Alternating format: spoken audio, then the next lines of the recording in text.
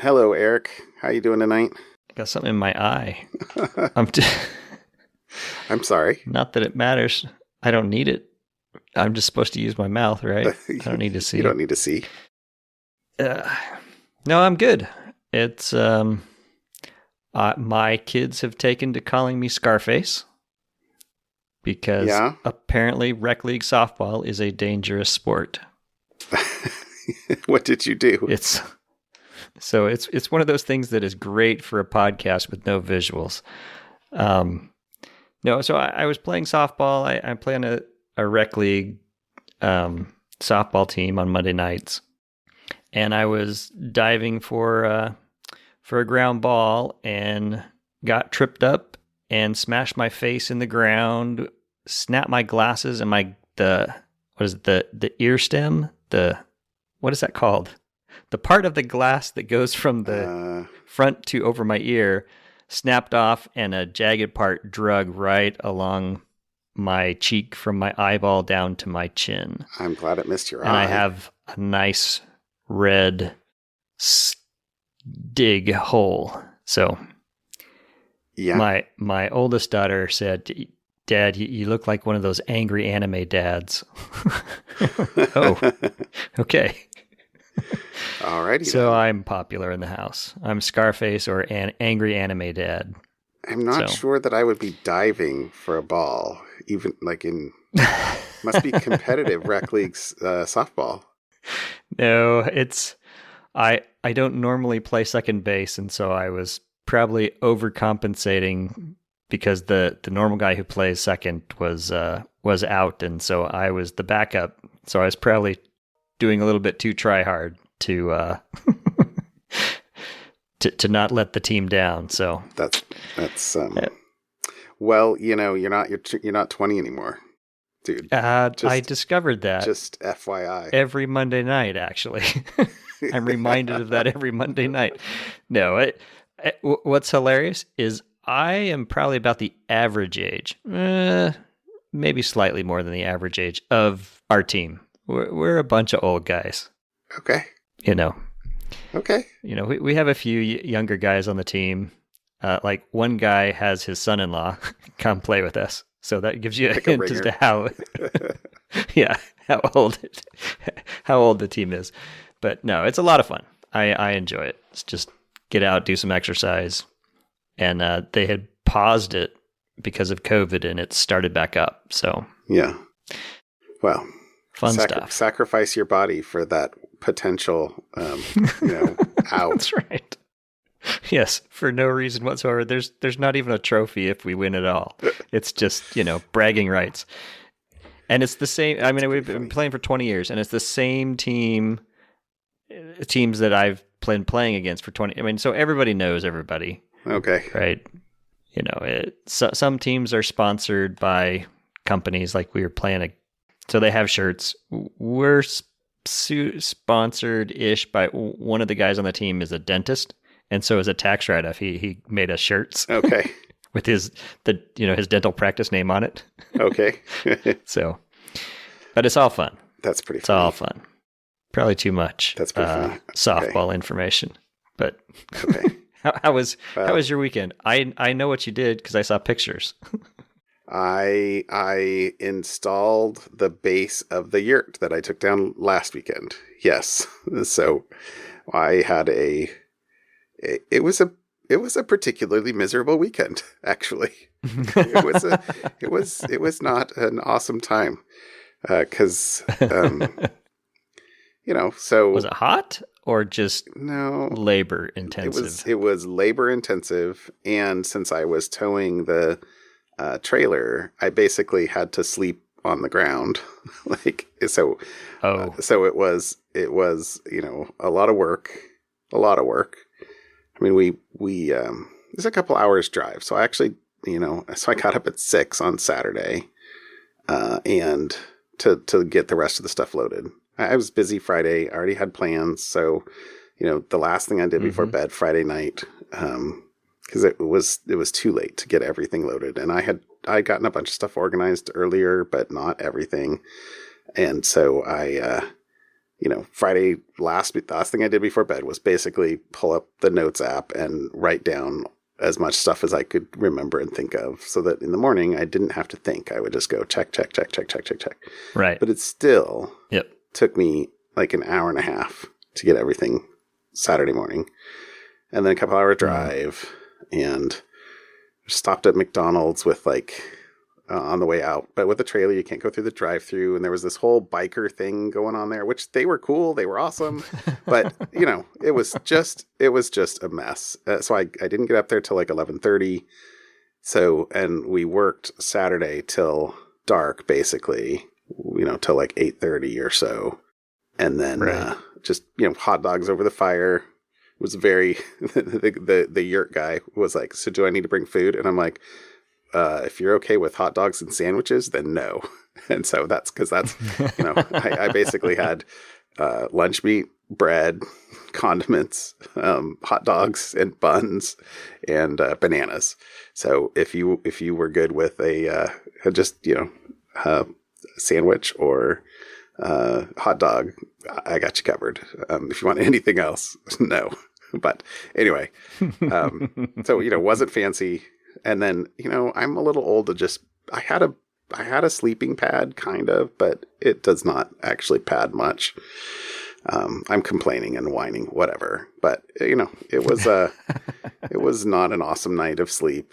And then get up at 6 the next day, and I put in another. I mean, it wasn't an egregiously long day. Probably 9 hours of work, but I sit at a desk most of the time. So anyway, I have this stochastic life or something like that, where I'm like, sit at a desk for, I don't even want to count how many hours I sit here, and which is good. I love my job. I love what we do, but I could use, and I need to do a little bit more, and it's hard to kind of switch from that and then go do a 10-hour work day, like physical labor day. I was exhausted Saturday or Sunday night when I pulled in to the house, because then got it all done. Drive 2 hours back home, got home Sunday by like 8 p.m., I think, or so. And I was just done. I mean, we unloaded the truck and had to, put stuff up, and I was just done. DONE done. And then I just collapsed, crashed, and then got up early Monday for work. So it was a pretty sucky weekend. It will be awesome.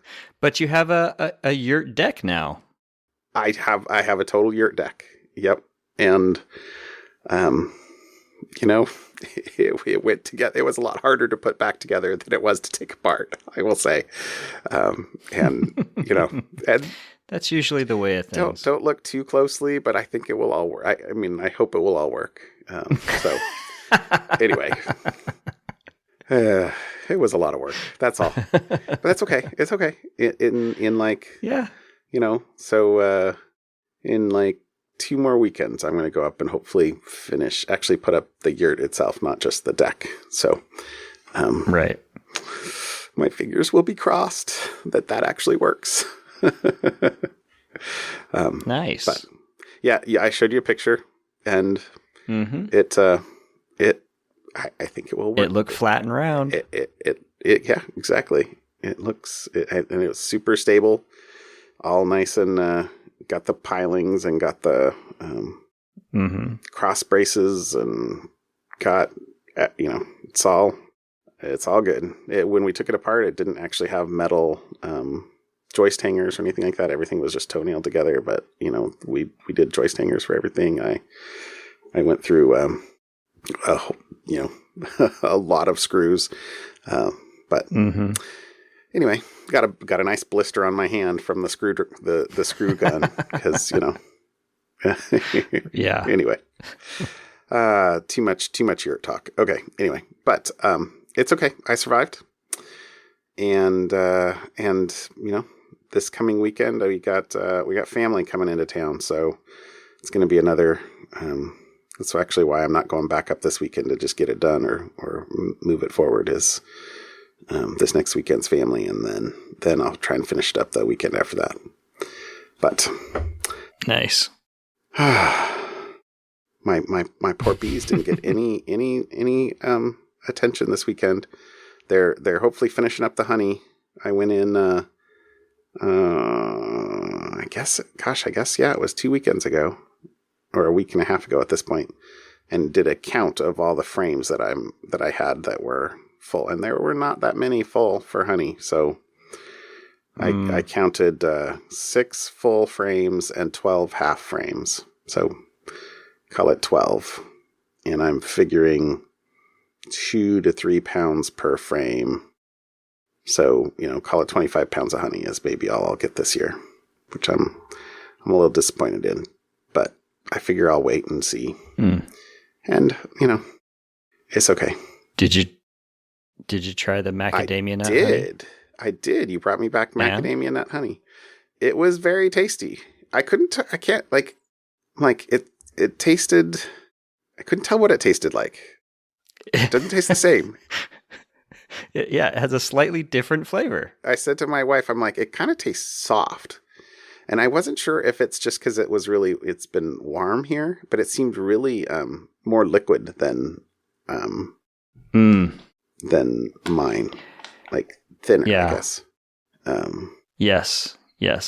Ooh, I should get out my hygrometer and see what the water content is. Ah, fancy.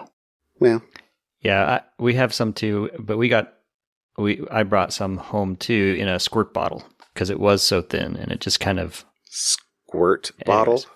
Oh, like one of those bear things. Well, instead of something like that, but with the macadamia nut honey. So I got one of those as well.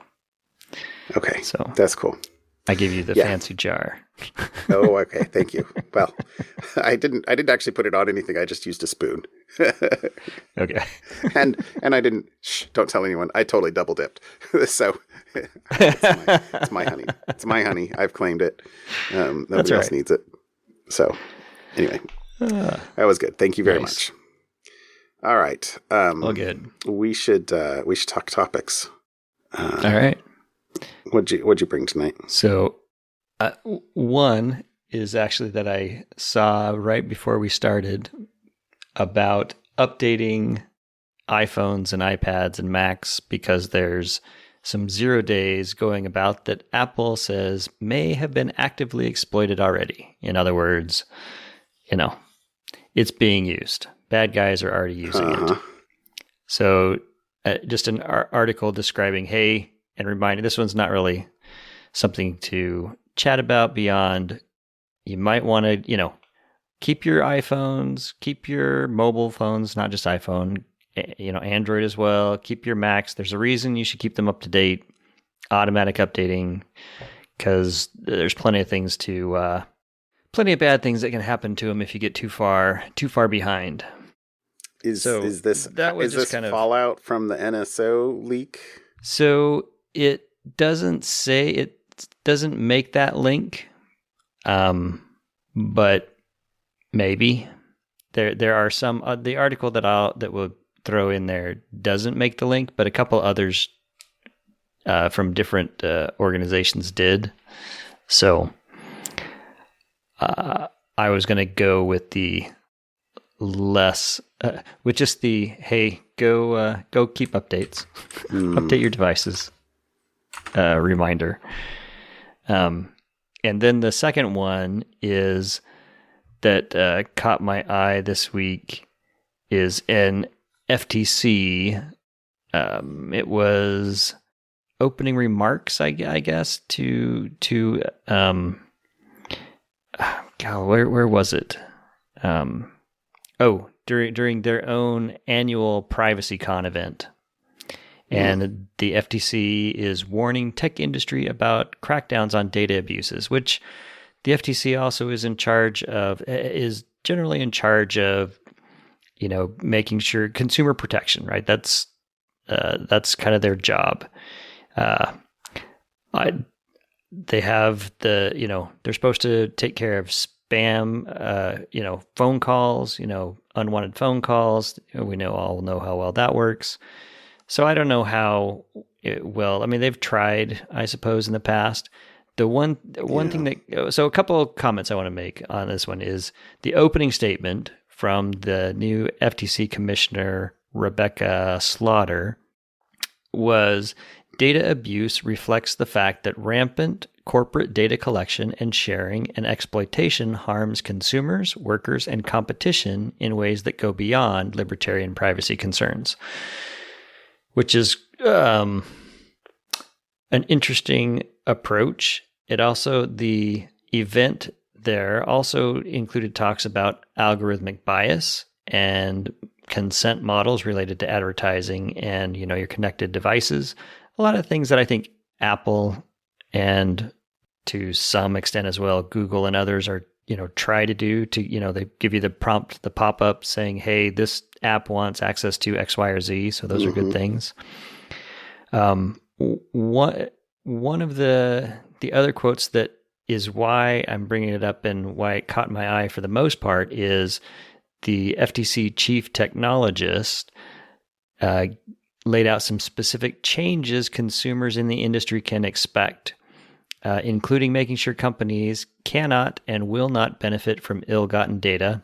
I don't know how you do that necessarily, and that people hurt by these business practices are able to understand what happened to them and get help, actual help. I'll be interested to see what that means. And it followed up with a comment, in practice, this may mean restructuring business incentives or corporate structures, but also forcing companies that break the law not just to be forced to give up money and data, but the algorithms that were juiced by ill-gotten data. So that's that last bit is the interesting thing to me is it sounds like they're just not going to go to Facebook and fine them $5 billion, which is a drop in the bucket to them, and call it a day. But it sounds like they're going to do something about taking away the proprietary tech or knowledge that you have if you are caught doing these illegal data collection items. That sounds interesting. That sounds hard to enforce. Yeah. That sounds hard to enforce.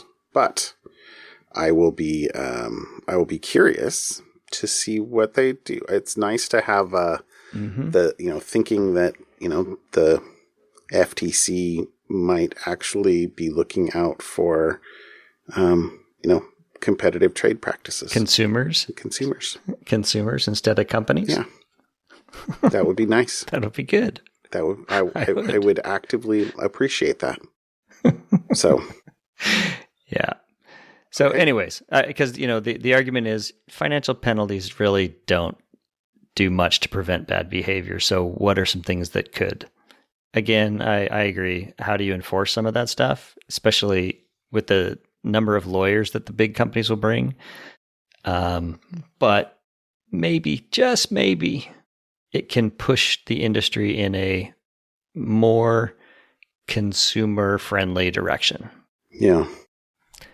So there you go. That's okay. Those are what I brought you this week. I'm kind of sticking with my consumery like theme. No, that's good. That's a good thing. And it actually kind of blends a little bit into my first topic, which I saw a week ago, I think, or so when it first came up, but I didn't really think about putting it here as a topic because I don't really care if people are using Grindr or doing other things like that. Like, okay, no, never mind to me. But I think I saw it posted again on Schneier's blog, and with the twist that I think matters. And the twist that I think matters is going back to privacy, and in particular, location data. It's not possible to be anonymous if you've got your location data. Yeah. At the end of the day. And so, this the link I'll actually put here is the same that Schneier linked to, which is an Ars Technica article.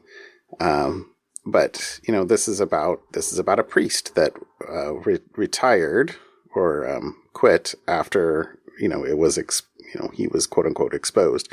But it's about location, it's about privacy, it's about what we should expect as consumers.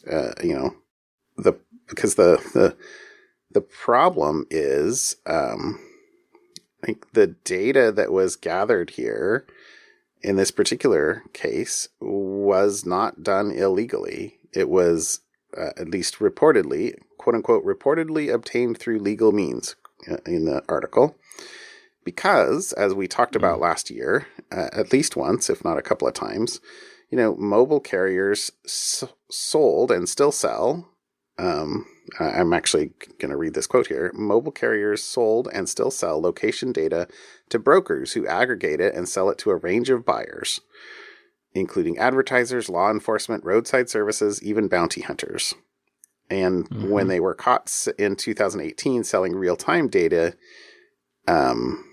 the carriers issued public mea culpas and promises to reform, but you can still buy it. And in fact, it says this year, T-Mobile even broadened its offerings, selling customers' web and app usage data to third parties unless you opt out. So, companies are, the carriers at least are continuing to profit off of selling this data that, advertisers and other people, whether they have, depending on who they are, they might have different goals, want to be able to leverage, knowing who, where people are. So another quote that I pulled out of here was, "It's a clear and prominent example of the exact problem that folks in my world, privacy advocates and experts, have been screaming from the rooftops for years, which is that uniquely identifiable data is not anonymous." So, it takes actual work to truly anonymize data, and it's questionable whether it's even possible to anonymize location data. Because anyway, there's the article talks about what's the difference between anonymity and pseudo anonymity or pseudonymity. But here's the sort of last quote I kind of pulled out of here. But when you're talking about location data, it's fundamentally not possible to have workable pseudonymity because location data fingerprints are so revealing. Once location data is linked to a record, it's going to be easy to link that back to a person. Most people have essentially a location fingerprint in their lives. They live at home, they go to work, they go to certain places. There have been studies, still in this quote, there have been studies that show we're uniquely identifiable based just on a few key location points we go to in a given week. And I mean, I look at myself. Absolutely. If you had, location pings from my phone, well, they'd probably, where they'd be, the feed store, Lowe's, McDonald's. McDonald's once in a while. Sure.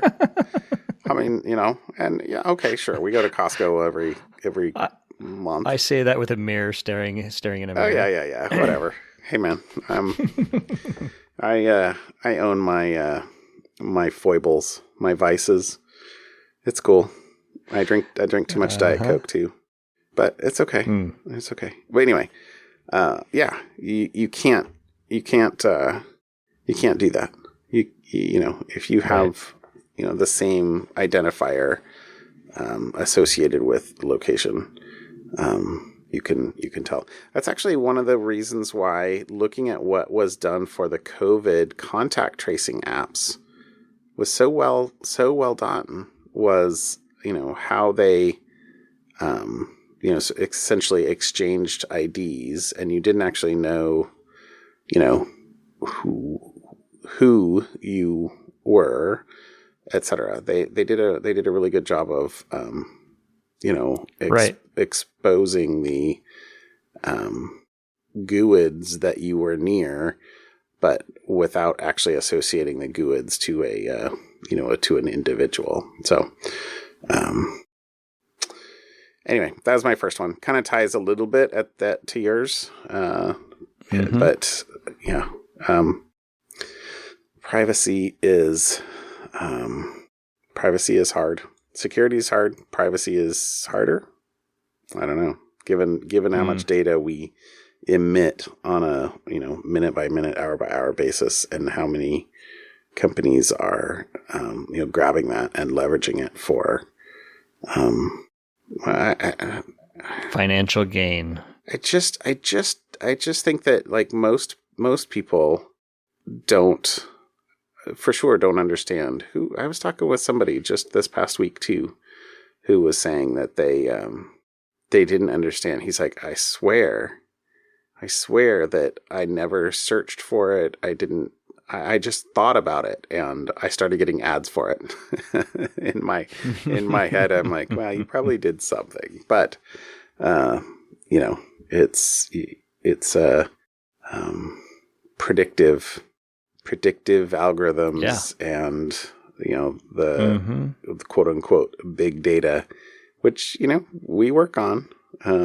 It's not magic, but it relies on a lot of data points. So anyway, that was my first thing. And I think a lot of that, just to go to that, because we've had some instances of that in the house where someone says, I swear all I did was talk about it or mention it, or I was thinking about it. And part of me was, with, as you mentioned, the predictive stuff and the algorithms, at some point it's going to guess right.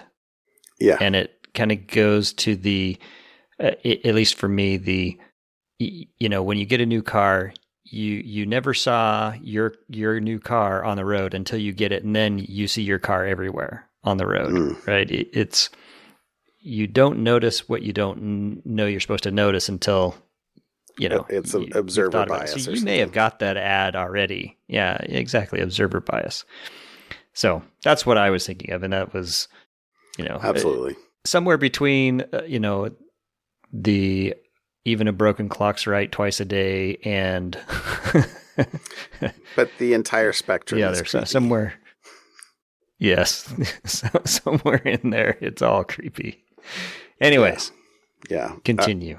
Okay, yep, that was my first one. My second one was just today. The White House released a security memorandum. Do you see this one? I did read this one. It says it's a national security memorandum on improving cybersecurity for critical infrastructure control systems. So this was, I think, this was actually a follow-on. Did we talk about? Yeah, I think I mentioned it. That we talked about something along these lines. Ago. Yep. Because there was actually something in here that says too that they started with a pilot effort with the electricity subsector and is following up with it says a similar effort for natural gas pipelines, water and wastewater sector systems, and chemical sectors will follow later this year. So I'm excited / encouraged by the kind of tackling cybersecurity issues head on. I still feel like there's not a smart enough, informed enough dialogue in most of these things that I read about, what actually happens. But it is at least, rising to the public consciousness and being addressed, or being attempts to address it are beginning. So this is a voluntary industrial control systems cybersecurity initiative. It says it's a, quote, voluntary collaborative effort between the federal government and the critical infrastructure community. And the objective is to defend critical infrastructure by encouraging and facilitating deployment of technologies and systems that provide threat visibility, indications, detection, warnings that facilitate response capabilities for cybersecurity and essential control systems and operational technology, et cetera, et cetera. So I guess the thing I pulled a couple quotes out of here, one of which is just such a truism. We cannot address threats we cannot see. You know that there's the Spider-Man meme where, oh gosh, what's her name? Mary Jane? What's Spider-Man's girlfriend's MJ, name? yeah. Is like crying, tell me I'm ready for the truth. And there's a meme that's like, the first thing you need is an asset inventory and something along those lines. Yeah. So yeah, we cannot address threats we cannot see. So, focus on monitoring is critical. We've talked a lot in, over the 3 years that we've been doing this about just, how much stuff is first get the basics right. And, inventory, patching, two-factor for authentication, just the basics matter, and the basics just raise you so far above everyone else. It's, that there's a long way to go just getting the basics right. So, the thing, let's see, the other quote I pulled out of here was, with regard to visibility, it says the federal government will work with industry to share threat information for priority control system critical infrastructure throughout the country. And it will, it says, so this is interesting because this is, I guess, the president directing the Secretary of Homeland Security to do something. So it says, the effort shall begin with the Secretary of Homeland Security issuing preliminary goals no later than September 22nd, 2021. So you have 6 weeks for goals, and then followed by issuance of final cross-sector control system goals within 1 year of the date of this memorandum. So basically, all right, you got 1 year to kind of set up the basic framework. And then it says, additionally, following consultations with the relevant agencies, the Secretary of Homeland Security shall issue sector-specific critical infrastructure cybersecurity performance goals within 1 year of the date of this memorandum. These performance goals should serve as clear guidance to owners and operators about cybersecurity practices and postures that American people can trust and should expect. So, there's not a ton else in this other than basically directing them to start. Mm-hmm. But I'm encouraged, and I'm hoping that in 2 months, sometime after September 22nd, we will have a follow-up that says, hey, this is what they're saying. And then within sometime in the next year, we'll have a little bit more idea of specific actions that might be taken. So I'm excited. Very cool. That's it. Okay. Well, nothing else to talk about then. Something fun. All right. Yeah, something fun. What'd you bring me fun?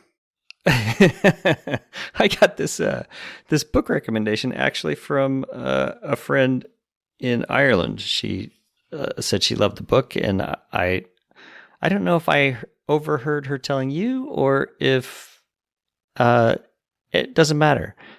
It's I've had a couple Hail of people Mary. tell me about this book. Hail Mary by Andy Weir. So the guy who did The Martian. Mm-hmm. And it is just as much fun. I found it just as much fun, and probably even more so than The Martian. And I loved The Martian. Both, oddly, the book and the movie I enjoyed very much. This one I would love to see a movie out of as well. But the basic plot is something is happening, and I'll try not to give any spoilers, but something is happening to the sun, which causes climate change, and we discover that we need to solve the problem. The Earth needs to. They figured out what's wrong. They need to go find out how to fix the problem. And so they put a guy in a spaceship, send him off, and it's hard to describe without really kind of blowing it. Right? Send him off. Don't spoil it. But okay. I'm trying to follow the blurb that it gives you on the website on Andy Weir's website. Okay. And so I'm trying. So he's a million miles from home.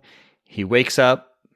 There's 2 other dead corpses next to him, and he doesn't know his name. He doesn't know what's going on, and he slowly has to figure out and realize what his job was to solve the extinction level event for our species.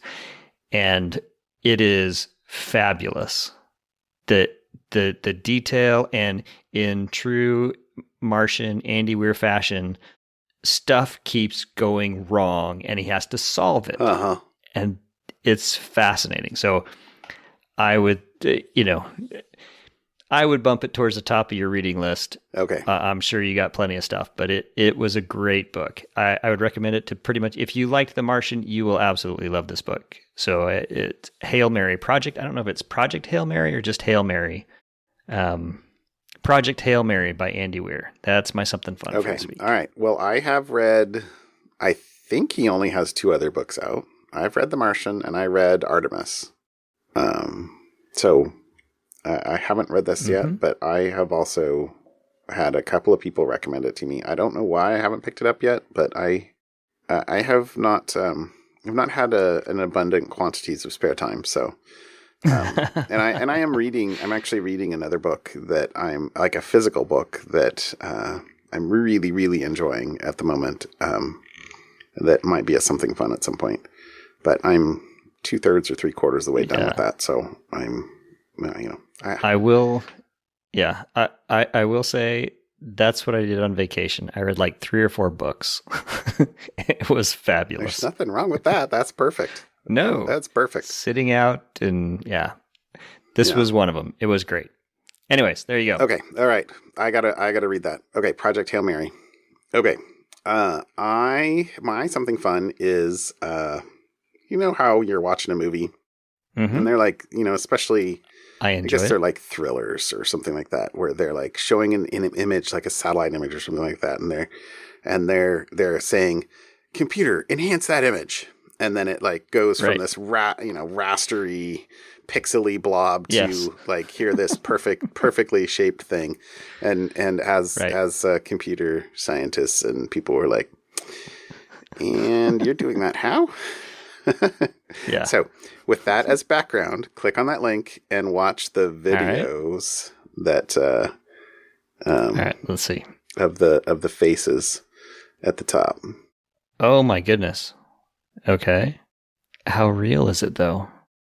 Huh. Okay. Right, I am intrigued. Right. Okay. So this is a blog on ai.googleblog.com. And it's about high fidelity image generation. And they're basically using, they're talking about 2 algorithms here, but the one that's most understandable okay. Oh, sorry. I didn't even say. So there's 2. There's super resolution via repeated refinements, or what they call SR3. And second called cascaded diffusion models, or CDM. Although the funny thing for the CDM is it sounds like they use CDM for a little bit, and then they let's see, it says the cascade approach involves chaining together multiple generative models over several spatial resolutions. The diffusion model generates data at low resolution, followed by a sequence of SR3 super resolution diffusion models that gradually increase the resolution. But the SR3, or super resolution via repeated refinements, it takes a low resolution image and then builds a corresponding high resolution from pure noise, which you read that sentence, you're like, what? That doesn't make any sense at all. But it says that the model is trained on an image corruption process in which noise is progressively added to a high resolution image until only pure noise remains, so that it learns how to reverse the process beginning from pure noise and progressively removing noise to reach a targeted distribution. So to reach a targeted distribution through the guidance of the input low resolution image. So basically it uses you train it by entropy and then it reverses the entropy, or something along those lines. And I know that this is a podcast, it's a voice thing. You can't view it, which is why you have to go to the podcast notes and click on the link to actually go in there so that you can see the video of the upscaling from a 64 by 64 image, which is super pixelated, to a 1024 by 1024 image, which is it looks amazingly realistic. I want to see a side-by-side comparison of the 1024 to the actual 1024. So not the computer generated, the picture that they took that created the pixelated 64 by 64. I would love to see, how close is it getting? I mean, it looks spot on. I mean, it looks amazing. So, right. But how close is the computer generated one to an actual non-computer generated? Well, if you look at the first bar chart, below, at least this is how I'm reading this. So the question that they ask people is, given the reference high resolution image, so the camera image, versus the generated image, the question is, which image do you guess is from a camera? And so depending on the algorithms, the lowest one of these is 8.5%. So basically less than 1 in 10 people think that the generated image is the quote unquote camera image. In this SR3, it was 47%. So basically half the time the people were saying that the generated image was the camera image as opposed to the real one, which in my mind, like 50%, that's a coin flip. Well, 47.4%, excuse me. It's not 50%, right? Sure. That's essentially in noise, like indistinguishable. I don't know.